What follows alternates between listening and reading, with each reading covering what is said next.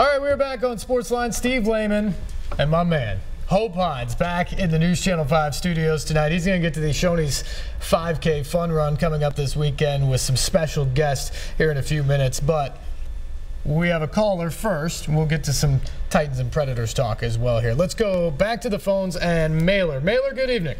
Yeah, good evening. How are you and Hope doing tonight? Doing well. Thank you. How are you? I'm doing great. Hope, I grew up listening to you back in the day as a young fella, and I heard you elaborating on Coach Merritt. Right. Man, I could never wait until Friday evening for the radio on WVOL for Coach Merritt to come on, saying this is Coach Merritt, Tennessee State, brought to you, brought to you by Sunbeam.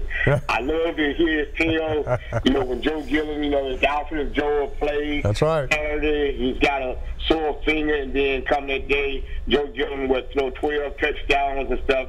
I can never wait to hear what he has to say. He kept me excited. I always look forward to getting to the football game, to see what was going to happen. And you did an excellent job on Sunday mornings when he come on. And I was thinking back during the time that when you could smoke, you had that big cigar, blah blah blah blah. Right, that's right. I loved it. And that was him. You're right. You got a good memory. He was a good guy.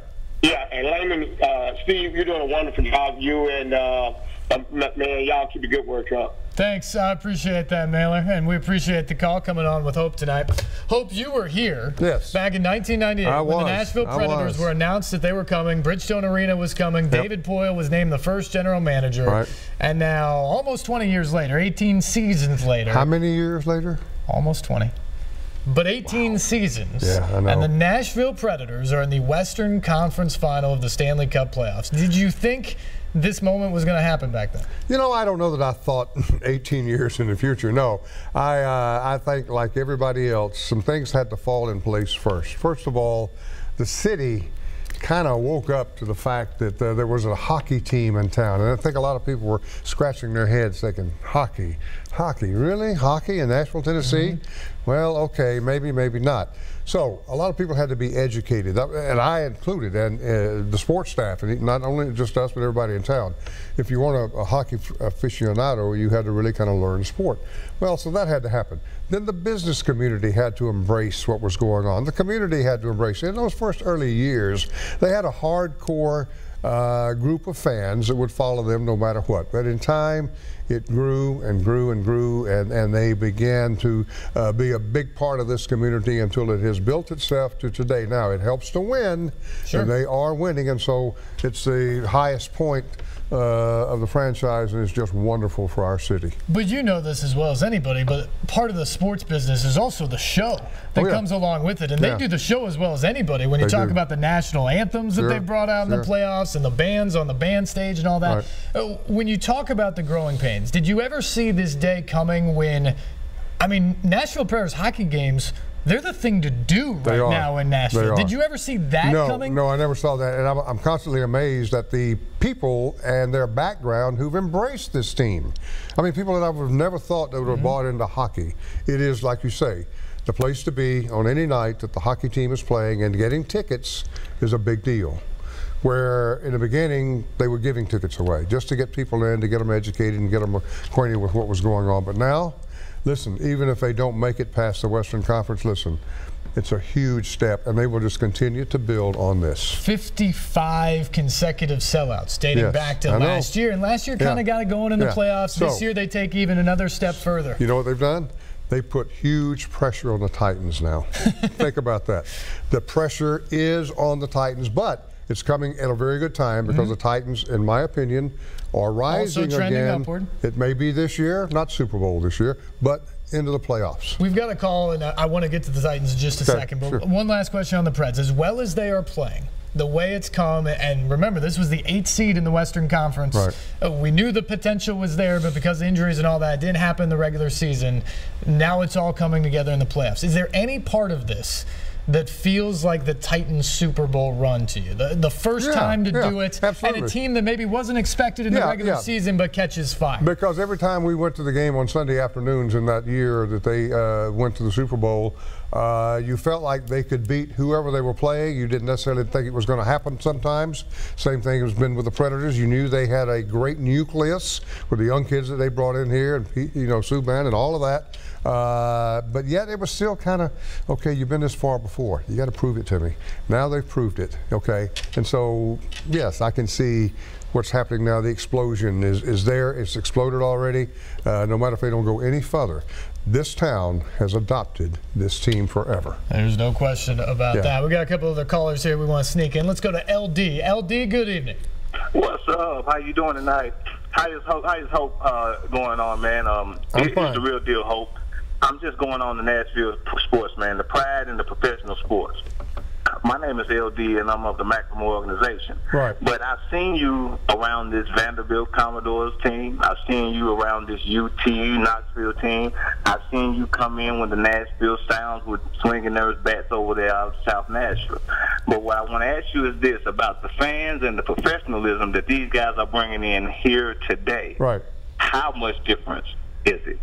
You mean all of the franchises?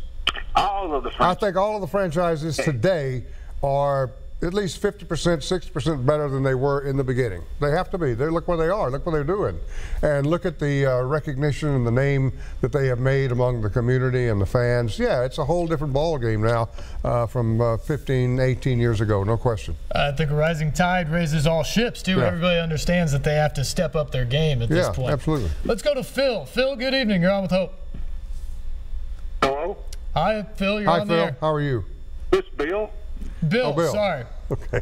Anyway, I was just reminiscing back in 1970 through 1973. I used to work at Clay Sporting Goods, and Mr. Hines used to come in there and speak to Alan Hardy and Bill Clay, and absolutely. He was always a gentleman when you was in there toward us younger fellas. I won't tell you what age I am now.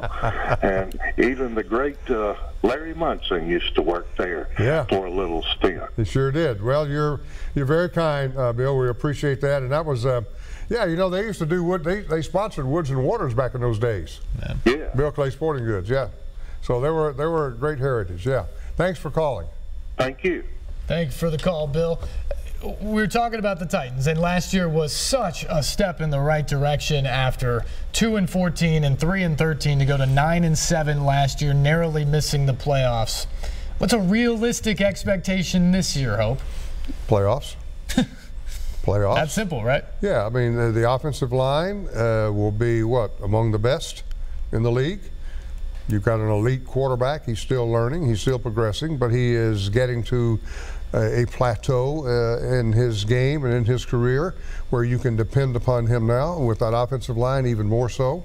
Look at the running backs he's got. It takes the pressure off of him. He's got that. He's got receivers for the first time, perhaps in franchise history since they've been here. I mean, a group of receivers that could really make a difference. Defensively, pretty good defense. Yeah, they could. Let me put it to you this way: they should, in this division, they should be in the playoffs. John Robinson is a guy that I know you've grown to become pretty fond of, the Titans general manager. Are you at all surprised how quickly he's made an impact in terms of giving this team an identity and taking it from, frankly, one of the worst rosters in the league to a team that maybe should be in the playoffs? Frankly, I didn't know from diddly who John Robinson was, and neither did anybody else unless you were a die-hard NFL fan who studied scouting and that sort of thing. But we now all know who John Robinson is, and that's what can happen in 1 year, in 2 years, in making a difference in one man. But he didn't do it by himself, obviously. But he's come in and made a huge splash. He made all the right decisions last year. Has he made the right decisions this year? We don't know yet. But if he has, he may run for mayor. He may run for governor. Or governor, who knows? Yeah, or police chief. Yep.